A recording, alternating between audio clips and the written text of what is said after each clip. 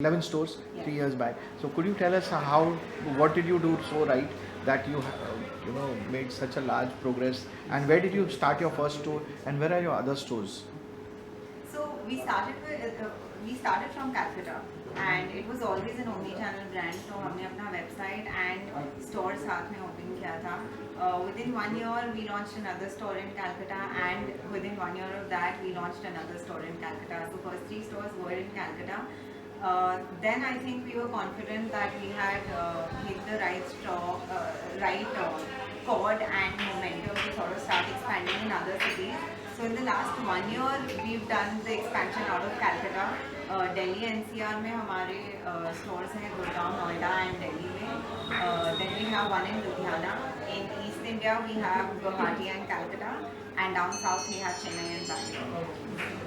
Ma'am city में आपने launch किया मेट्रो सिटीज़ में हुआ है, इंटीरियर सिटीज़ में भी लॉन्च करना है. Absolutely. So plan is to expand pan India across tier 1 and tier 2 cities. हमें ऐसा लगता है कि अभी मार्केट में बहुत क्यूरियोसिटी एंड इंक्विजिटिवनेस है अबाउट लैब-ग्रोन डायमंड्स, बट बहुत सारे सिटीज़ तक अभी तक अनफॉर्चुनेटली ये इस टाइप की ज्वेलरी पहुंची नहीं है physically through stores. So we see a lot of potential, and we're definitely including expansion in all tier 1 and tier 2 cities by the end of the year. In fact, Ludhiana और Guwahati tier 2 towns होते हैं, so वहाँ पर भी जा रहे हैं. So basically the idea is tier 1 city के metro coverage चाहिए होता है. इसके बाद we'll expand to that region. तो आपके जो 2 डिज़ाइन है, नए डिज़ाइन आपने लॉन्च किया है, तो इसको डिज़ाइन को तैयार करने में कितना समय लगा, कौन डिज़ाइन है, इसे किस तरह डिज़ाइन किया जा रहा है, इसके बारे में कुछ थोड़ा डिटेल बताइए. तो कोई भी सिटी लॉन्च करने के पहले हम एक बहुत थरो मार्केट एनालिसिस करते हैं और परखते हैं कि वहाँ के ऑडियंस के लिए किस टाइप की ज्वेलरी बननी चाहिए. बिकॉज अगर मैं चेन्नई या बैंगलोर का ज्वेलरी यहाँ बॉम्बे में डिस्प्ले कर दूँ तो most probably people will not be attracted. So we do a lot of market research. We try to understand the tastes and preferences of people not just in the city but also in the area. And उस हिसाब से हम अपना collection बनाते हैं. Of course there is a dedicated merchandising and designing team in house.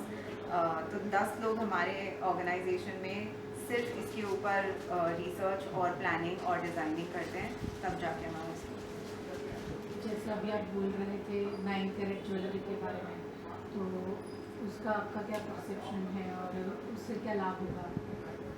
So I think देखिए quality jewellery, fine jewellery सबको चाहिए होती है, but with the gold prices rising people are not very open to buying fine jewelry for everyday use.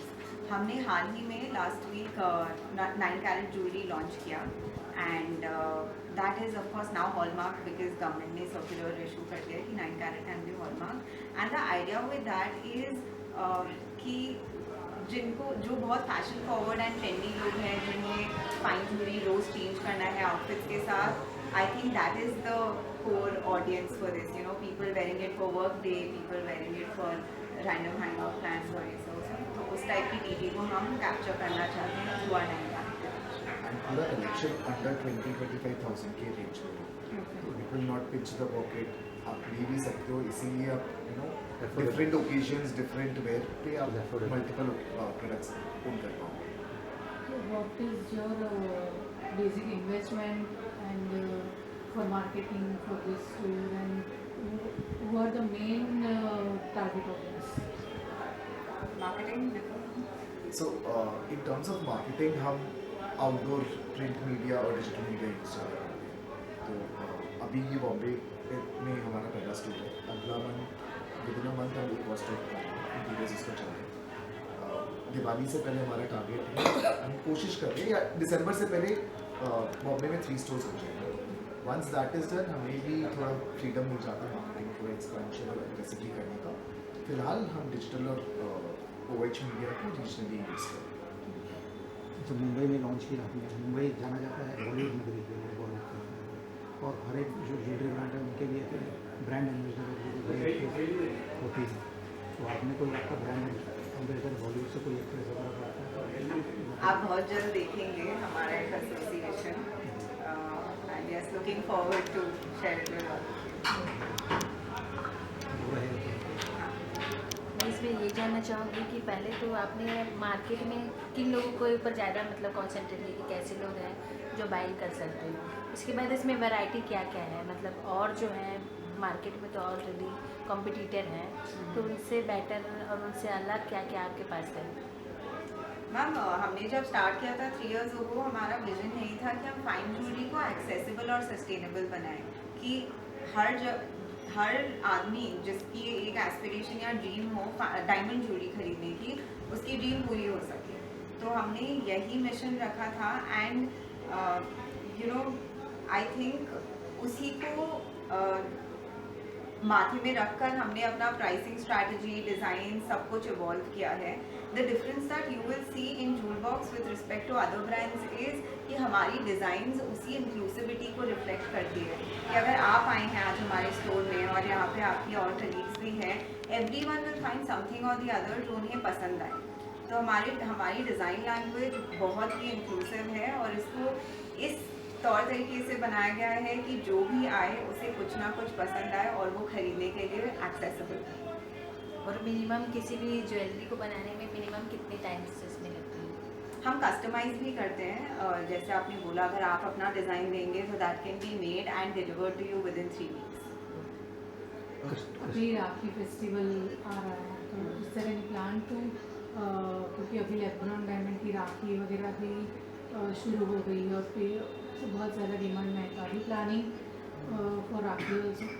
So our Rakhi campaign is actually already live on the website and here also अगर आप देखेंगे store में कुछ light bracelets है और main studs है which are very gift worthy items for Rakhi और हमने वो कलेक्शन यहाँ भी रखा है स्टोर में।